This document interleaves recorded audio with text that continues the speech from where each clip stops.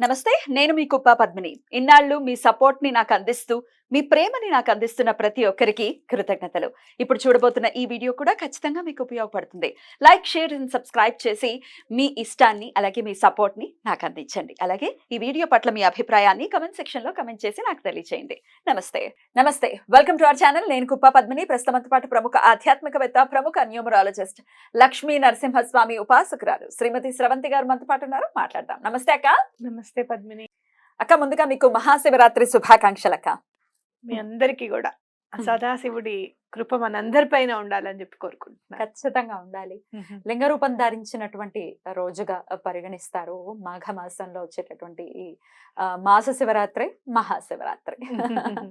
అద్భుతమైనటువంటి మహాశివరాత్రి ప్రతి ఒక్కరూ కూడా ప్రపంచంలో ఉన్నటువంటి వాళ్ళందరూ కూడా, మన సనాతన ధర్మంలో ఉన్న వాళ్ళు, హైందవులందరూ కూడా వైభవోపేతంగా జరుపుకునేటటువంటి పండగ.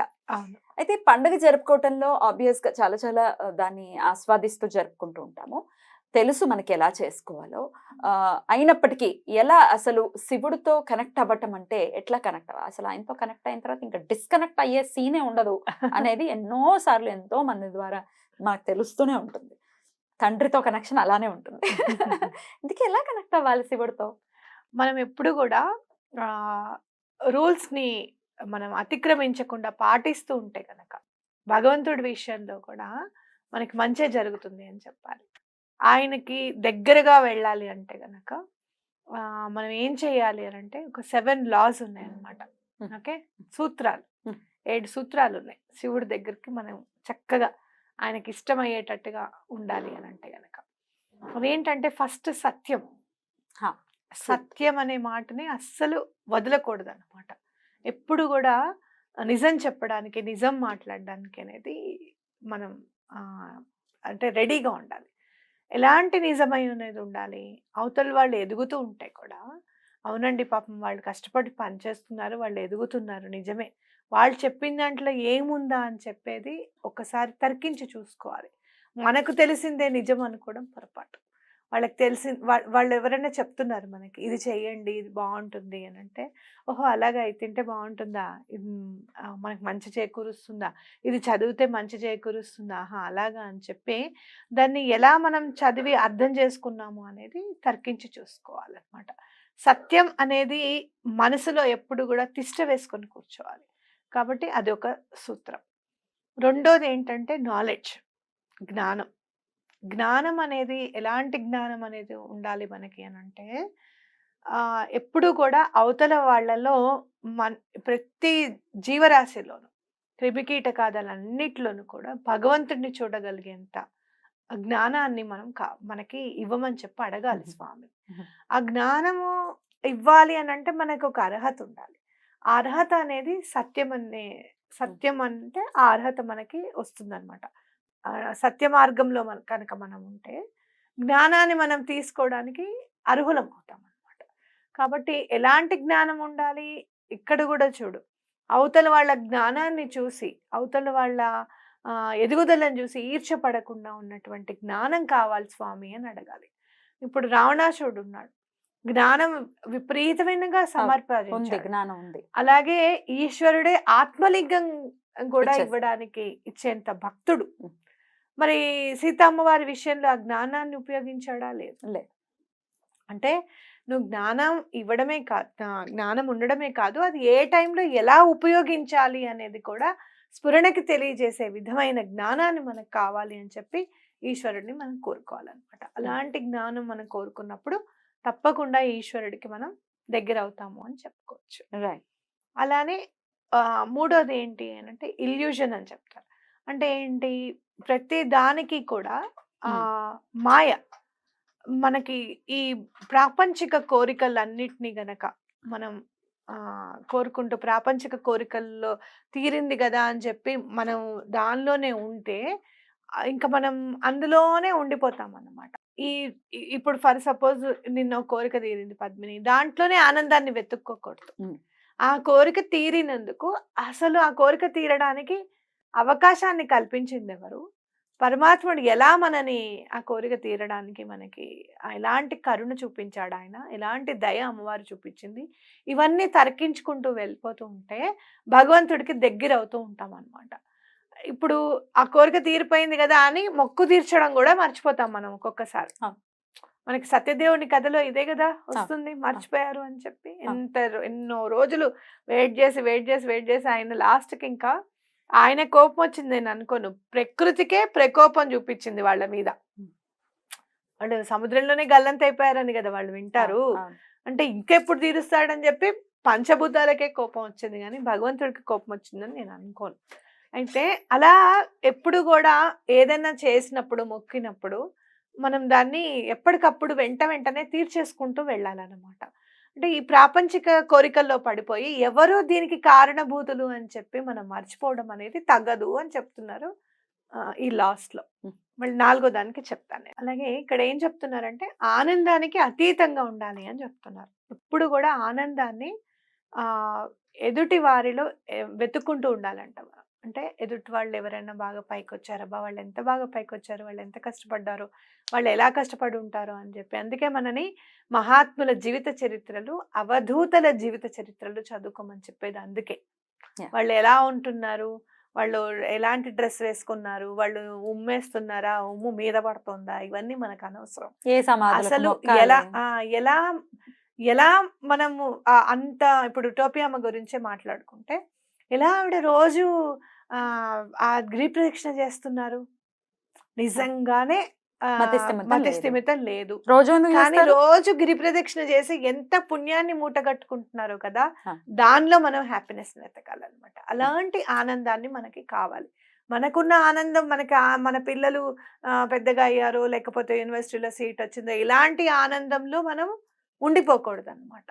ఎప్పుడు కూడా ఎదుటి వారు ఎంత ఉన్నతమైన స్థానాన్ని ఎత్తుక్కున్నారు. ఇప్పుడు బాబా గారు ఉన్నారు, అసలు ఆ రోజుల్లో మత సామరస్యాన్ని ఎలా స్థాపించగలిగారు. మళ్ళీ ప్రత్యేకించి అదేంటి బ్రిటిషర్స్ మీద ఫైట్ చేయాల్సిన అవసరం లేదు. వాళ్ళు డివైడ్ అండ్ రూల్ చేస్తుంటే అందరినీ కలగలిపి ఒక తాటి మీద తీసుకొచ్చారు. ఆయన బ్రిటిషర్ కూడా ఫోటో తీసుకోవడానికి అని చెప్పి వస్తే, ఫోటో తీస్తే ఏం రాలేదట. ఆయన అనుమతి లేకుండా ఫోటో తీస్తే ఫోటోలో ఏం పడలేదట. ఆశ్చర్యపోయారంట ఇదేంటి అని చెప్పి. అలాగే 3 రోజులు 3 రోజులు అలా బాడీ ఉండిపోతుంది. ఆయన నేను ఆధ్యాత్మిక సాధనలో ఒకళ్ళని కలవడానికి వెళ్తున్నానని చెప్పి వెళ్తారు. తర్వాత నాకు ఒకళ్ళు ఏం చెప్పారంటే అదే టైంలో రామకృష్ణ పరమహంస గారు దేహాన్ని త్యజించారు. ఆయనని కొన్ని రోజులు ఉండమని అడిగారట అమ్మవారు. ఇంకా లేదు, నేను ఉండలేను, నేను వచ్చేస్తానమ్మా అని చెప్పారట రామకృష్ణ పరమహంస గారు. అప్పుడు బాబా గారు వెళ్ళి ఆయన చెయ్యాల్సిన పనులు ఇంకా ఏవేవైతే మిగిలిపోయి ఉన్నాయో అవన్నీ కూడా ఆయన అక్కడ మాట తీసుకుని వచ్చారట. అంటే 3 రోజులు దేహాన్ని వదిలేసి ఏ అవధూత ఉన్నారు మనకి భూమి మీద, అది ఒక్క షిరిడి సాయిబాబా గారికే చెల్లింది అనమాట. అంటే ఎవరు చేయగలరు, ఎవరు చేయలేరు. ఎవరైనా అవనివ్వండి, మీరు అంటున్నట్టుగా పక్కీరే అనుకోనివ్వండి. అది అయితే ఎప్పుడు కూడా అలాంటి వాటి మీద, అలాంటివి తెలుసుకునే జిజ్ఞాస మీద ఉండాలి మన ఆనందం అనేది అని చెప్పి ఇక్కడ చెప్తున్నారు అనమాట. అంటే మనం ఎప్పుడు కూడా ఈ ప్రాపంచిక కోరికలను అన్ని కూడా వదిలేయాలని చెప్పడమే దీని సారం. అలాగే బీ ఫార్మ్లెస్ అని చెప్తారు. అంటే ఇప్పుడు నువ్వు నీటిని తీసుకున్నావు అనుకో, గ్లాస్లో వేస్తే గ్లాస్ రూపాన్ని సంతరించుకుంటుంది, గిన్నెలో వేస్తే గిన్నె రూపాన్ని సంతరించుకుంటుంది.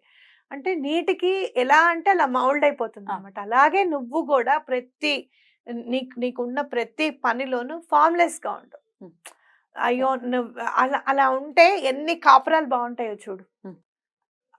అంటే నువ్వు అక్కడికక్కడ నీకు ఏది వాళ్ళు ఎలా అంటే దాన్ని నువ్వు తీసుకునేలాగా ఉండాలి.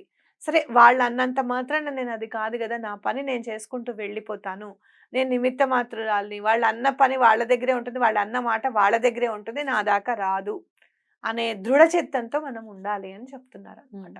అలాగే యూజింగ్ ఆల్ యువర్ సెన్సెస్ అనమాట.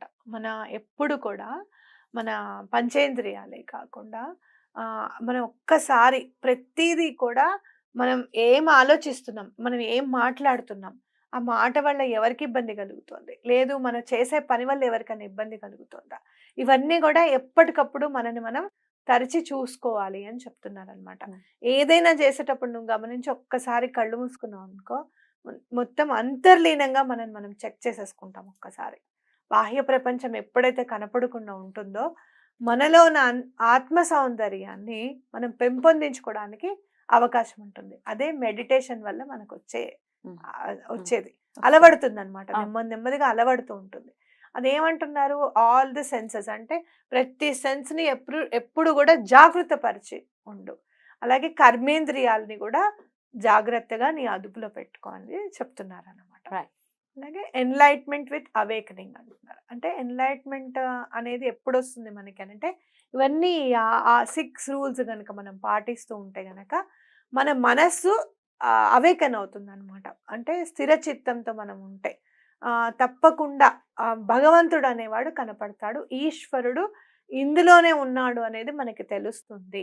ఆ ఎన్లైట్మెంట్ అనేది ఎక్కడో లేదు, నీ మనసులోనే స్వామి జ్యోతి రూపంలో ఉన్నారు అని చెప్పి నీకు అనిపిస్తుంది. తప్పకుండా స్వామి నీకు నీ ఆత్మలోనే నీకు సాక్షాత్కరింపబడతారు అని చెప్పి చెప్తున్నారు. బ్యూటిఫుల్. అయితే ఇదంతా సాధన చేసే వాళ్ళకు మామూలుగా అంటే ఈ మార్గంలో గట్టిగా ఉన్న వాళ్ళకి ఖచ్చితంగా అర్థమవుతుంది. చాలా సింపుల్ గా కూడా చెప్పి ఉన్నారు మీరు. బట్ దెన్ ఇంకాస్త కిందకు వచ్చి ఇంకా అర్థం కాని వాళ్ళకైతే ఎట్లా కనెక్ట్ చేసుకోవాలంటే సింపుల్ గా సింపుల్ గా నేను చెప్తాను. ఒకటి, ఏదైనా మీకు కోరిక నెరవేరింది, అది భగవంతుడి దయ వల్ల నెరవేరింది అని చెప్పి గట్టిగా నమ్మండి. మీరు ఏం చేయాలనుకున్నా భగవంతుడికి, యూనివర్స్ కి మీరు ఏం చేయాలనుకున్నా కూడా గ్రాటిట్యూడ్ చూపించండి. అది ఫస్ట్ అయిపోతుంది. అయితే ఇది సాధనలో ఉన్న వాళ్ళు, ఈ ఆధ్యాత్మిక ప్రయాణంలో ఉన్న వాళ్ళకైతే ఎంతో కొంత అర్థమయ్యేటటువంటి పరిస్థితి ఉంటుంది, ఎలా ఉంటుంది, ఎలా సంస్కరించుకోవాలి అనేది. కానీ ఇంకాస్త కిందకు వచ్చి అర్థం కాలేదండి, మేము కనెక్ట్ ఎలా అవ్వాలో తెలియట్లేదు, చాలా సింపుల్ గా తెలియజేయాలి అని అంటే ఏం చెప్తారు అక్క? ఫస్ట్ ఏమంటున్నారు, ట్రూత్ అంటున్నారు. అంటే ఏంటి, నిజాన్ని అంటపెట్టుకొని ఉండడం, సత్యాన్ని అంటపెట్టుకొని ఉండడం. సత్యమైనది నీకెక్కడన్నా కనపడితే అప్రియమైనా కూడా దాన్ని నువ్వు స్వాగతించడం కావాలి అని చెప్పి చెప్తున్నారు. అంటే నీకు ఇష్టం లేదు కానీ అక్కడ జరిగేది నిజం జరుగుతోంది, దాన్ని నువ్వు యాక్సెప్ట్ చేయాలి అని చెప్పి చెప్తున్నారు. అలాగే నాలెడ్జ్ ఈజ్ గాడ్, నీలో ఉన్న జ్ఞానమే భగవంతుడు అని చెప్తున్నాడు. జ్ఞానమే భగవంతుడు అన్నప్పుడు నీకు ఎలాంటి జ్ఞానం ఉండాలి, భగవంతుడంతా అంటే ప్రియమైనది, అలాగే భగవంతుడంత పవిత్రమైన జ్ఞానాన్ని నువ్వు సముపార్జించాలి అని చెప్తున్నాడు. అంతే కదా. అంత అంటే ఎక్కడ కూడా ఆ జ్ఞానం సముపార్జించేటప్పుడు అహంకారం అనేది ఉండకూడదు. అంతే కదా. అలాంటివి చెప్తున్నా. అలాగే ప్రతిదీ కూడా నీ మాయ అని అనుకో, ఇది ఏది కూడా నాది అనేది అహంకారం పెంచుకోకు. రమణులు కూడా అదే కదా చెప్పేది, నేను అన్న మాటకి అసలు తీసేసే డిక్షనరీలో నుంచి, అప్పుడు నీకు అంతా అర్థమవుతుంది. శివుడు అంటే ఏంటనేది నీకు అక్కడే అర్థమవుతుంది అని చెప్తారు. నన్ను బాధ పెట్టారు, లేకపోతే నా వల్ల వీళ్ళు గెలిచారు, ఇలాంటివన్నీ కూడా ఉండకూడదు అన్నమాట. నా పిల్లలు కరెక్టే, నువ్వు ఎంతవరకు చూడాలో అంతవరకు చూడు, వాళ్ళని పెరగని, రేపు పొద్దున్న వాళ్ళుగా ఎలా బ్రతుకుతారు మళ్ళీ, అవునా. అంటే మాయ ఇది అనేది అనుకోమంటున్నాడు అనమాట. ప్రతిదీ కూడా భగవంతుడిని చూసేటప్పుడు భగవంతుడే సత్యం అని నమ్ము, ఎప్పటికీ భగవంతుడిదే అని అనుకో అని చెప్పి చెప్తున్నారు. అలాగే మనకి హ్యాపీనెస్ అనేది, సంతోషం కూడా అవతల వాళ్ళ సంతోషంలో నీ సంతోషాన్ని వెతుక్కోవాలి అని చెప్పి చెప్తున్నారు.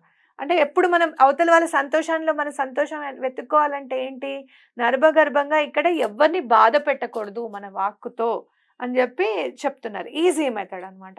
అలాగే బీ ఫార్మ్లెస్, అంటే వాటర్ లాగా ఉండు, నువ్వు వాటర్ ని ఏ గ్లాస్ లో వేసినా అలానే ఉండాలి అని అనకూడదు.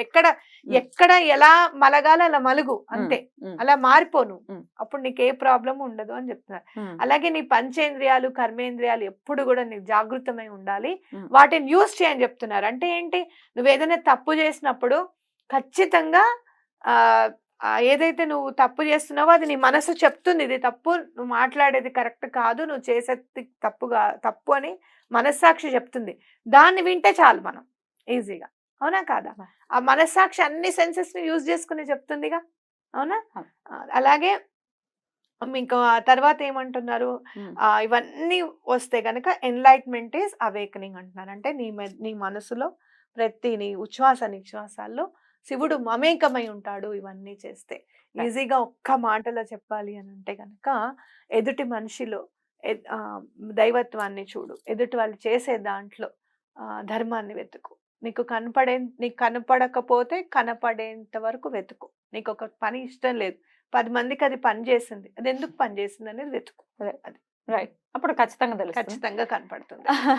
రైట్ అయితే అక్క. శివరాత్రి రోజు శివరాత్రి కూడా రోజు. నేను ఒకటి రెమెడీ కూడా చెప్పాలని నేను నిర్ణయించుకున్నాను. ఎందుకు అనంటే స్వామి వారికి చాలా అత్యంత ప్రీతిపాత్రమైనది జ్యోతి. అందుకే మీరు కామాక్షి అమ్మవారి దీపంలో కూడా 2 ఒత్తులు వేస్తారు. ఒకటి అమ్మవారు, ఒకటి అయ్యవారు అన్నమాట. నిలువొత్తి పొడవొత్తి వేస్తాం కదా, ఒకటి మహాశివుడు, అలాగే కామాక్షి అమ్మవారు అన్నమాట.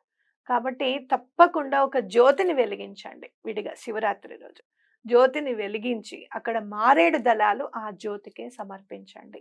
అలాంటి జ్యోతిని వెలిగించి, అలాంటి జ్ఞాన జ్యోతి మా మనసులో వెలిగి ఎప్పుడూ కూడా మా మనసులో నువ్వు కొలవై ఉండేటటువంటి మంచి మనసుని మాకు ఇవ్వు స్వామి అని చెప్పి దండం పెట్టుకోండి. తప్పకుండా ఎటువంటి కార్యాలైనా కూడా మీకు తీరిపోతాయి. ఆ ఒక్కరోజు మాత్రము కోరికను త్యజించేద్దాం. ఆయన మన మనసులో ఉండేంత స్థానాన్ని మనం సమర్పించుకున్నాము ఆయనకి అని అంటే అన్ని మనం గెలిచినట్టే. డెఫినెట్లీ. దీపం ఎప్పుడు పెట్టమ మారేడు దళాలు సమర్పించండి. బ్యూటిఫుల్ అక్క. చాలా బ్యూటిఫుల్ గా ఎక్స్ప్లెయిన్ చేశారు. Thank you so very much అక్క. మరొకసారి మీకు మహాశివరాత్రి శుభాకాంక్షలు. నమస్తే. నమస్తే.